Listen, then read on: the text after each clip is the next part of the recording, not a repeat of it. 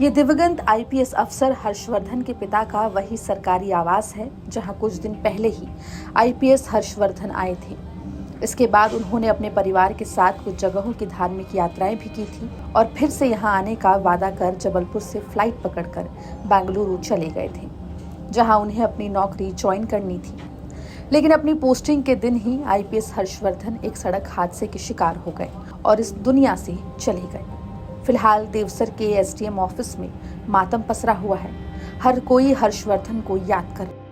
यहाँ अखिलेश सिंह साहब जो हमारे एसडीएम साहब पदस्थ हैं, उनके बड़े लड़के हैं हर्षवर्धन सिंह। वो पढ़ने लिखने में शुरू से ही बहुत होनहार बच्चे थे और पदस्थापना के बाद जब कभी यहाँ माता पिता के पास आते थे तो मुलाकात होती थी, मिलने जुलने में भी बहुत अच्छे थे।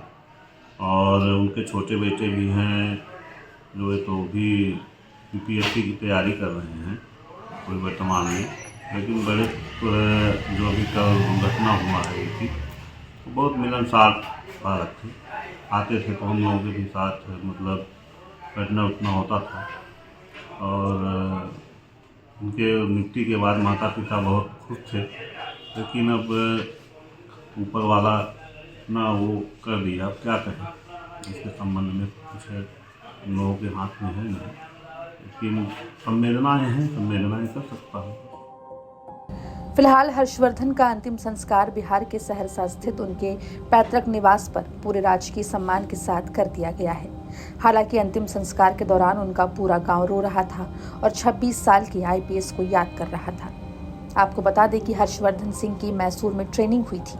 इसके बाद उन्हें पहली पोस्टिंग कर्नाटक के हिसार में मिली थी। यहाँ उन्हें अपर पुलिस अधीक्षक के रूप में तैनाती दी गई थी। रविवार को वो कार से हिसार जा रहे थे, लेकिन ऑफिस से 10 किलोमीटर पहले ही उनकी कार का एक्सीडेंट हो गया। हादसे में मौके पर ही आईपीएस हर्षवर्धन की मौत हो गई। सिंगरौली से हरिओम सिंह की रिपोर्ट, एमपी तक।